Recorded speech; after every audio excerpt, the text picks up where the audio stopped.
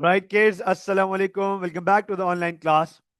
So, continuing from our previous two classes, the past papers sessions of section 2 of our from our syllabus, हम अपने section 2 के पास papers attempt कर रहे हैं. आज हमारे पास थर्ड लास्ट क्वेश्चन मौजूद है.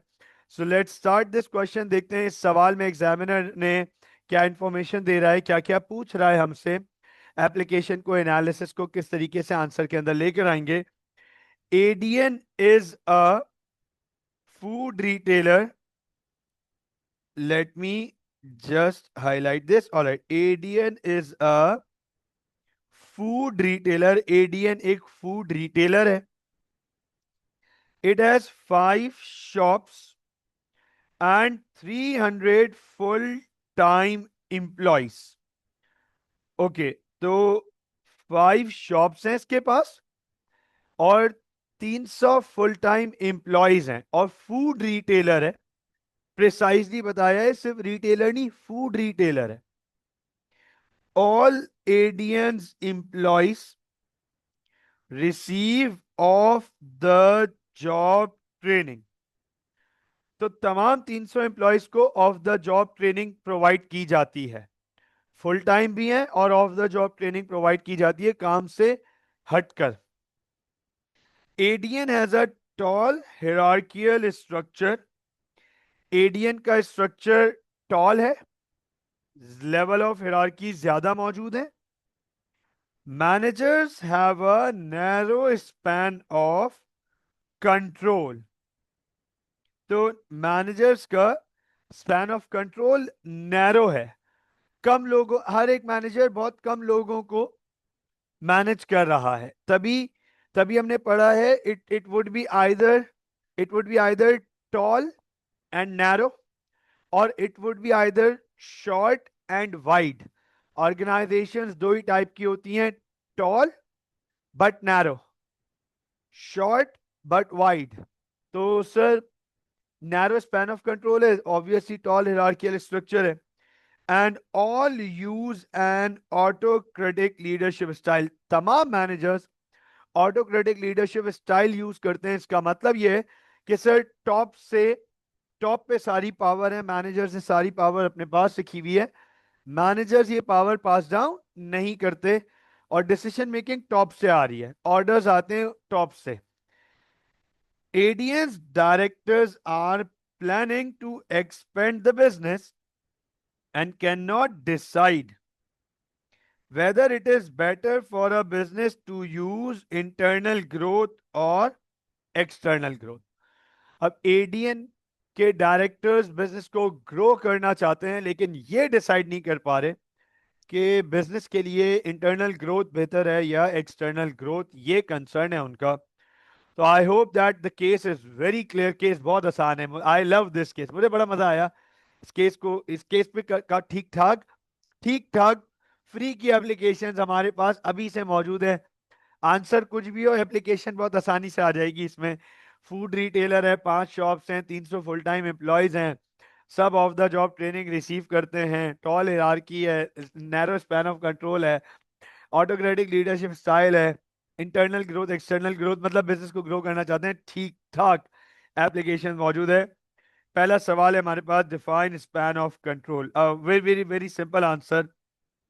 It refers it refers to the number of subordinates reporting directly under a manager. Reporting directly under a manager. कितने लोग एक मैनेजर के अंडर डायरेक्टली रिपोर्ट करते हैं? How many people report directly to a manager? That is span of control. हम alternatively ये भी लिख सकते हैं कि it refers to the number of employees a manager is directly looking after. तो सर स्पैन ऑफ कंट्रोल का ये हो गया कंप्लीट डेफिनेशन. फिर आ गया डिफाइन ऑटोक्रेटिक लीडरशिप स्टाइल कह रहा है, डिफाइन करें ऑटोक्रेटिक लीडरशिप स्टाइल. तो sir once again 2 marks and 2 marks, both marks for knowledge over here. Define करना है, it refers to the leadership style where top management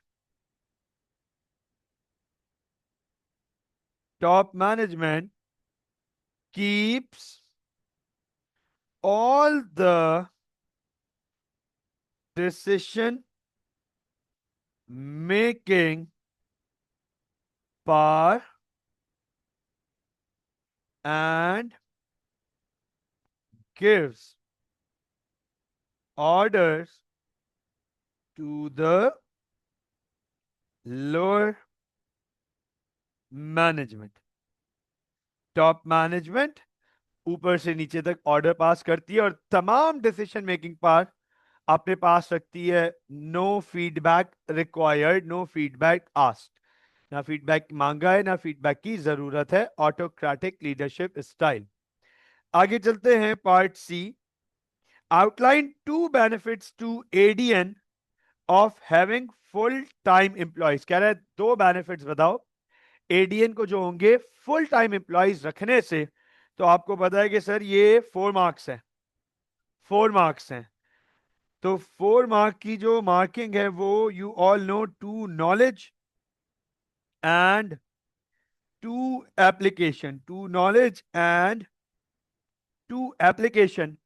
इसका मतलब जब मैं बेनिफिट 1 बताऊंगा तो 1 नॉलेज 1 एप्लीकेशन. जब मैं बेनिफिट 2 बताऊंगा तो 1 नॉलेज 1 एप्लीकेशन वहां पर हो जाएगा.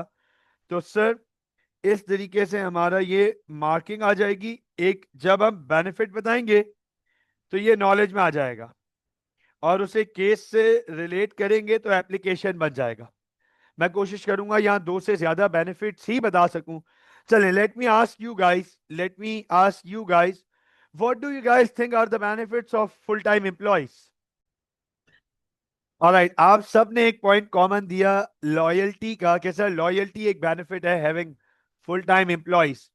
फिर और भी जवाब है मेरे पास, लॉन्ग टर्म कॉस्ट इफेक्टिवनेस, ऐसी बातें वर्कर छोड़ के नहीं जाएंगे तो आपको बार बार रिक्रूटमेंट नहीं करनी होगी.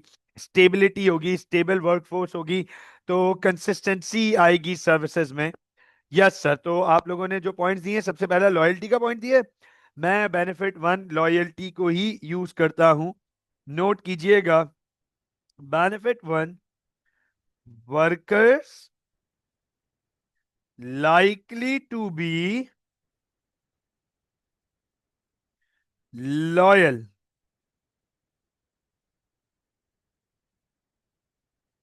लॉयल, ये हो गई knowledge. Means less likely to leave the food retailer. Sir application, application ये लीजिए. Workers would be likely to be loyal, full time होंगे तो लॉयल होंगे, जिसका मतलब है वो फूड रिटेलर को छोड़ के नहीं जाएंगे. लेस लाइकली, कम चांसेस होंगे कि वो फूड रिटेलर को इस तरीके से छोड़ के जाए. फिर सर मैं यहां पर बेनिफिट 2 यहां पे बताता हूं. बेनिफिट 2, कोशिश करता हूं कि तीसरा बेनिफिट भी आपको बताऊं. यहां पर बेनिफिट 3,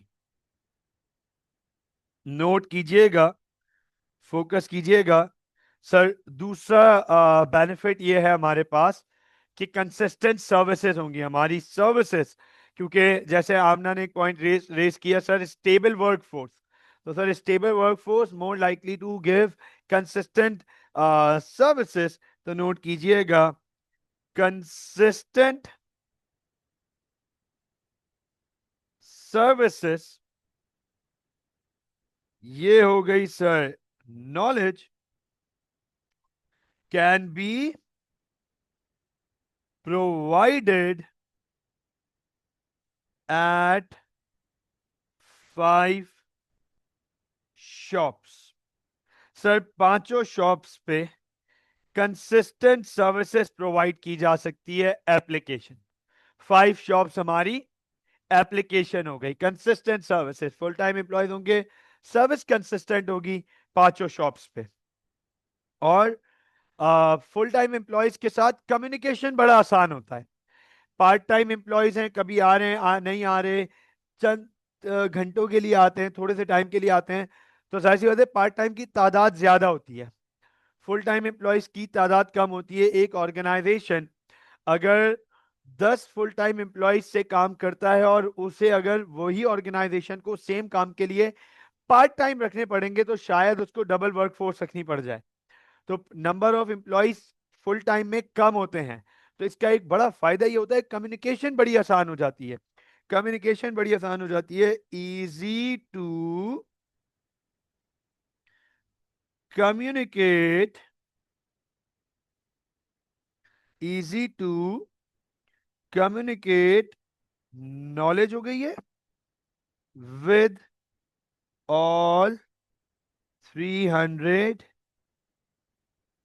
एम्प्लॉयज एप्लीकेशन. ये देखिए, तो सर दो बेनिफिट्स हमसे मांगे थे, हमने 3 बेनिफिट्स प्रोवाइड कर दिए. तीनों बेनिफिट्स स्ट्रेट फॉरवर्ड हैं और आपके सामने एप्लीकेशन का कॉन्टेक्स्ट भी आ गया. तो I hope that this would be very clear to you guys now. अब आप लोगों को अब तो पास पेपर की ठीक ठाक प्रैक्टिस होती जा रही है हमारी.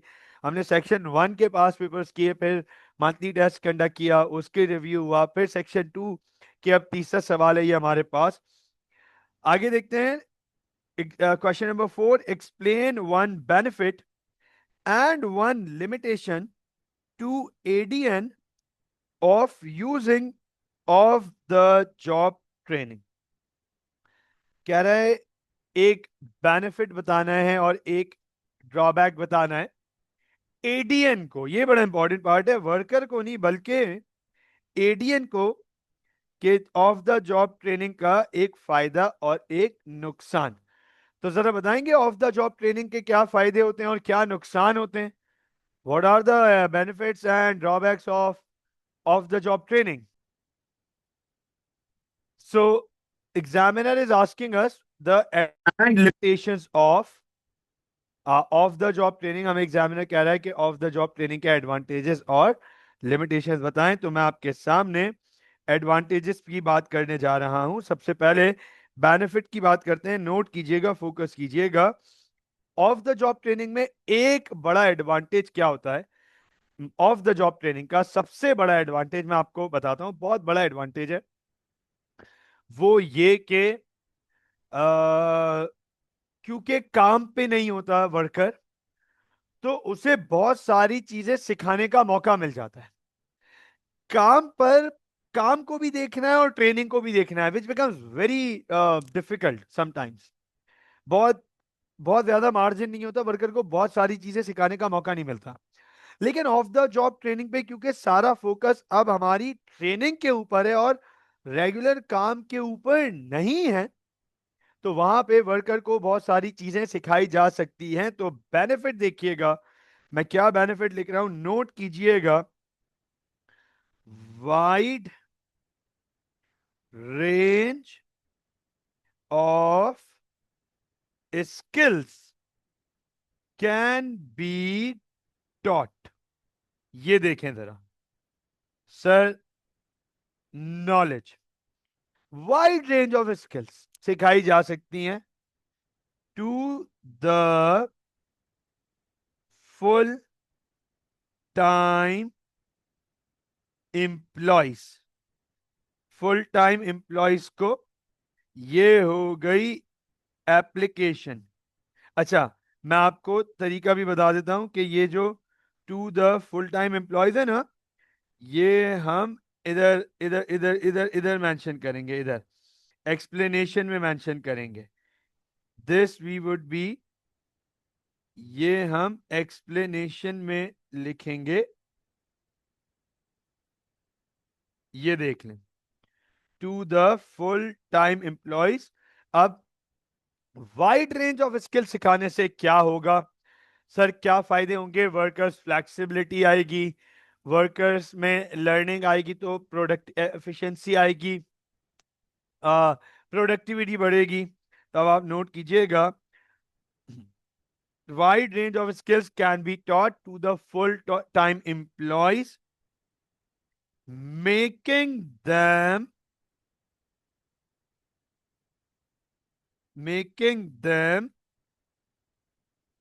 efficient,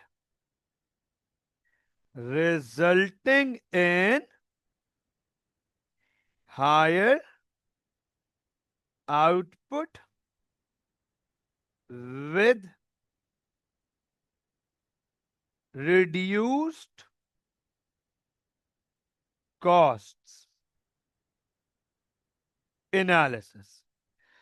जब वर्कर रेंज ऑफ स्किल सीख लेगा तो उसका एंड रिजल्ट ये होगा कि उसमें एफिशिएंसी आ जाएगी, जिससे आउटपुट बढ़ेगा और कॉस्ट कम होगी ऑर्गेनाइजेशन की। इसको मैं कहीं भी, इस पॉइंट को मैं कहीं भी ले जा सकता था। To the wide range of skills can be taught to the full time employees, making them flexible and multitasking, making organization less labor, reducing, thus enabling organization to use minimum of the workforce। क्योंकि अब आपके workers multi skilled हैं, ज्यादा चीजें करना जानते हैं। तो आप देखिए, less dependency on single worker, एक वर्कर के ऊपर डिपेंडेंसी अब कम हो गई क्योंकि आपके सारे वर्कर्स ज्यादा चीजें करना जानते हैं। तो इसको तो मैं किसी भी पॉइंट पर एंड कर सकता था, एनालिसिस में अपनी कहीं पे भी लेके जा सकता था। बहरहाल लिमिटेशन की बात करते हैं कि सर हमारे पास एक बड़ी इंपॉर्टेंट लिमिटेशन है, वेरी कॉस्टली। आप सब ने ये पॉइंट रेस किया था sir, it is very costly, right? Cost होती है इसकी, हाई कॉस्ट होती है। तो very costly as have 300 employees. Yes sir, this is very right. अगर 300 एम्प्लॉयज की ट्रेनिंग करानी है तो ठीक ठाक पैसे लग जाएंगे। मैं अपने कभी 4 एम्प्लॉयज की, कभी 6 एम्प्लॉयज की, कभी 8 एम्प्लॉयज की ग्रुप्स में ट्रेनिंग करवाता हूं। तो मुझे पता है ट्रेनिंग कितनी महंगी है और ट्रेनिंग के कितने पैसे लगते हैं। तो सर 300 एम्प्लॉयज की ट्रेनिंग, ओहो, और वो भी ऑफ द जॉब ट्रेनिंग, बहुत बहुत महंगा है। Very costly as have 300 employees which increases expenses and reduces profits। तो सर आप देखें कि जिसकी वजह से एक्सपेंस बढ़ जाएगा बिजनेस का और बिजनेस का प्रॉफिट कम हो जाएगा। एनालिसिस, तो आप नोट कीजिए, ये हमारे पास लिमिटेशन आ गई। हमने इधर एनालिसिस की कि कॉस्ट ज्यादा होगी, एक्सपेंस बढ़ेगा, प्रॉफिट कम हो जाएगा। So I hope that this would be very clear, यहां तक कोई प्रॉब्लम नहीं होनी चाहिए। हम इस क्वेश्चन के और हमारे सेक्शन 2 के पास्ट पेपर के आखिरी क्वेश्चन की तरफ जा रहे हैं। Do you think it is better for a business to use internal growth और external growth when planning to expand? Justify your answer. कह रहा है क्या लगता है आपको, do you think, what do you think, आप क्या सोचते हैं कि बिजनेस के लिए, ग्रोथ के लिए क्या बेहतर है? बिजनेस इंटरनल ग्रोथ करे या एक्सटर्नल ग्रोथ करे जब उसे ग्रो करना है, एक्सपैंड करना है? आपसे वो पूछ रहा है व्हाट डू यू थिंक। तो इसमें आपने इंटरनल ग्रोथ का फायदा नुकसान बताना है, एक्सटर्नल ग्रोथ का फायदा नुकसान बताना है, और एंड में जिस तरफ जाना है वहां चले जाएं। एंड में आप ये पॉइंट भी रेस कर सकते हो, जैसे लास्ट क्लास में मैंने एक ओपन एंडेड एवेल्युएशन करवाई थी। नोट कीजिएगा, फोकस कीजिएगा। लास्ट क्लास में मैंने आप लोगों को एक ओपन एंडेड एवेल्युएशन कराई थी ओवर हियर, एक ओपन एंडेड एवेल्युएशन कराई थी लास्ट क्लास में। अभी वो इवेल्युएशन भी आपको दिखा देता हूं। तो ऐसी इवैल्यूएशन भी आप कर सकते हो। इवैल्यूएशन में जरूरी नहीं है कि आप किसी की side low. It is not always the case. It is not always the case कि आप इवैल्यूएशन में एक तरफ हो। आप ओपन हैंडेड इवैल्यूएशन भी रख सकते हो कि ये तो डिपेंड करता है।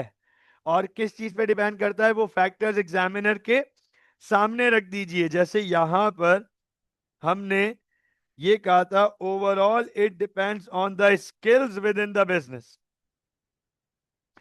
तो हमने एग्जामिनर के ऊपर एक सवाल, एक पॉइंट रखा था कि भाई ये तो डिपेंड करता है स्किल्स पे। तो मैं यहां पे भी रख सकता हूं ये बात कि ये तो डिपेंड करता है ऑर्गेनाइजेशन की अपनी स्ट्रेंथ्स पे। ये तो डिपेंड करता है ऑर्गेनाइजेशन के फंड्स पे, पैसों पे। पता चला उसके बाद एक्सटर्नल ग्रोथ करने के पैसे ही नहीं है। हाँ, फिर तो प्रॉब्लम है ना, फिर तो एक्सटर्नल ग्रोथ ऑप्शन ही नहीं है। तो ये सब भी आप इवैल्यूएशन में पॉइंट रेस कर सकते हैं। चलें इवैल्यूएशन करते हैं। सबसे पहले जाहिर सी बात है, इंटरनल ग्रोथ के फायदे बताएंगे, फिर उसकी प्रॉब्लम बता दो या एक्सटर्नल ग्रोथ का फायदा बता दो, एक ही बात है। एक ही बात है, नोट कीजिएगा। हमारी अप्रोच इस तरीके से होगी कि हम इंटरनल ग्रोथ पे पहले बात करेंगे, उसका फायदा बताएंगे, बड़ा ठीक ठाक फायदा बताएंगे। फिर इंटरनल ग्रोथ का नुकसान बताने के बजाय हम एक्सटर्नल ग्रोथ का फायदा बता देंगे। तो हमने दोनों के फायदे बता दिए। और फिर हम एक तरफ चले आएंगे कि भाई ये बेनिफिट है उस ग्रोथ का जिसको हम रिकमेंड कर रहे हैं। इंटरनल ग्रोथ, नोट कीजिएगा, internal growth is very easy to control. internal growth is very easy to control and manageable। Manageable. Sir ये हो गई नॉलेज। हमने ये पढ़ा है कि जब भी बिजनेस इंटरनली ग्रो करता है तो वो बहुत स्टैगरिंग रेट पे ग्रो नहीं कर रहा होता। बहुत एक्सेसिव ग्रोथ नहीं होती। इंटरनल ग्रोथ स्लो होती है, क्रीपिंग होती है, स्टेडी होती है, स्मूथ होती है। तो कंट्रोलेबल है और मैनेजेबल है। तो इसका फायदा क्या होता है, ये तो नॉलेज हो गई। अब एनालिसिस देनी है हमें। अच्छा, मार्कर ब्रेक डाउन कर दूं, 6 मार्क्स हैं तो 2 नॉलेज, जाहिर सी बात है, एक इंटरनल ग्रोथ का और एक एक्सटर्नल ग्रोथ का नॉलेज पॉइंट। 2 एनालिसिस, फिर उन्हीं पॉइंट्स की, इंटरनल ग्रोथ की एनालिसिस, एक्सटर्नल ग्रोथ की उसी पॉइंट की एनालिसिस, एंड देन आखिरी में हम जो पॉइंट्स रेस करेंगे वो इवैल्यूएशन हो जाएगी हमारी। नोट कीजिएगा, internal growth is very easy to control and manageable, which helps a business, which helps a business avoid diseconomies of scale। Analysis, sir अभी आप लोगों ने इकोनॉमीज और डिसइकोनॉमीज ऑफ स्केल नहीं पढ़ा। ये सेक्शन 4 ऑपरेशंस में आएगा। उस वक्त आपको ये आंसर, ये वाला आंसर और भी क्लियर हो जाएगा। बहरहाल जब बिजनेस एक्सटर्नल ग्रोथ अचीव करता है, एक्सटर्नल ग्रोथ, जाहिर सी बात है ये इंटरनल का फायदा है तो ये एक्सटर्नल का नुकसान होगा। तो जब बिजनेस एक्सटर्नल ग्रोथ करता है तो उसमें एक नुकसान ये कि वहां बिजनेस ओवर ग्रो कर सकता है, कभी कभार out of control, beyond control. उसका नुकसान ये होता है कि बिजनेस डिसइकोनॉमीज ऑफ स्केल पे चले जाता है। इसका मतलब बिजनेस की कॉस्ट ग्रोथ के साथ साथ बहुत बढ़ जाती हैं और बिजनेस की कॉस्ट उसके कंट्रोल से बाहर चली आती हैं। तो एक्सटर्नल ग्रोथ का ये नुकसान है, ये इंटरनल ग्रोथ का फायदा हो गया। Whereas, whereas external growth tends to be tends to be quick and fast. Sir ये नॉलेज हो गई कि एक्सटर्नल ग्रोथ क्विक होती है, फास्ट होती है, रैपिड होती है। एक्सटर्नल ग्रोथ बहुत तेजी से बिजनेस को ग्रो करा देता है, बिजनेस बहुत हैवीली ग्रो करता है, तेजी से ग्रो करता है। So the business can avail advantages of available opportunities। तो सर जब बिजनेस बहुत तेजी से ग्रो कर रहा होता है और उसमें रैपिड ग्रोथ की पोटेंशियल होती है, तो मार्केट में क्रिएट होने वाली किसी भी अपॉर्चुनिटी को वो ग्रैब कर लेगा फौरन से। मैं आपको इसकी मिसाल देता हूं, मैं आपको इसकी बड़ी एक बेहतरीन मिसाल दे देता हूं। Sir Kababjee fried chicken is one of the finest example of this case कि जहां उन्होंने उनके पास रैपिड ग्रोथ थी, मैसिव ग्रोथ थी। उनको मार्केट में जैसे ही अवेलेबल अपॉर्चुनिटीज नजर आई, उन्होंने तेजी से ग्रैब करना शुरू कर दी, क्योंकि बिजनेस में वो पोटेंशियल आ जाती है जब रैपिड ग्रोथ हो रही होती है। उन्होंने देखा कि भाई बेकर्स में मौजूद है पोटेंशियल, बेकरी खोल दो। फास्ट फूड में पोटेंशियल मौजूद है, फास्ट फूड ओपन कर दो। केएफसी मैकडोनल्ड्स पे क्रिटिसिज्म शुरू हुआ है तो फ्राइड चिकन लॉन्च कर दो। नेस्ले और एक्वाफिना पानी की बॉटल्स और जूसेस पे प्रॉब्लम आई है तो अपने खुद की बेवरेज लॉन्च कर दो। अब वो चले ना चले वो सेकेंडरी है, अवेलेबल अपॉर्चुनिटीज का एडवांटेज तो उठाना शुरू करो। ये फायदा होता है एक्सटर्नल ग्रोथ का।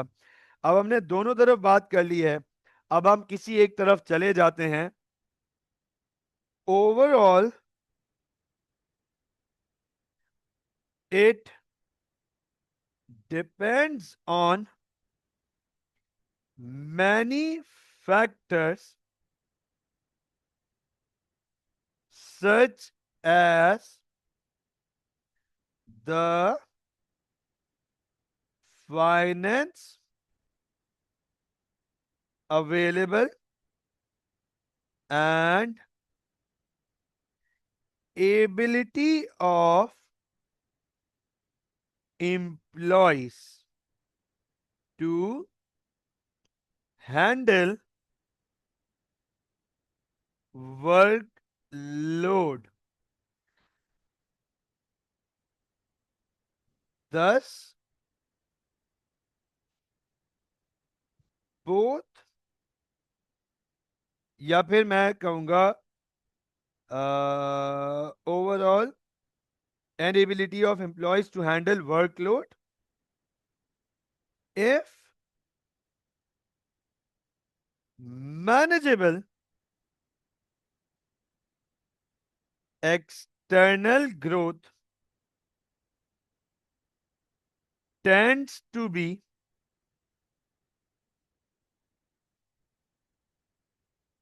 better as it allows to reduce competition by reduce competition and increase market share। Evaluation, हमने एग्जामिनर को यह भी पॉइंट रेस कर दिया कि भाई दोनों ग्रोथ ही रेलेवेंट हैं, लेकिन ये तो डिपेंड करता है फैक्टर्स के ऊपर कि बिजनेस के पास फाइनेंस कितना अवेलेबल है, फंड्स, और बिजनेस के एम्प्लॉयज का क्या एबिलिटीज हैं वर्कलोड हैंडल करने की। अगर मैनेजेबल हो तो एक्सटर्नल ग्रोथ ज्यादा बेटर है। क्यों? क्योंकि उससे आप कंपटीशन भी रिड्यूस कर देते हो और अपना मार्केट शेयर भी इंक्रीज करते हो। यस प्लीज बच्चों मुझे बताएं, इज दिस क्लियर?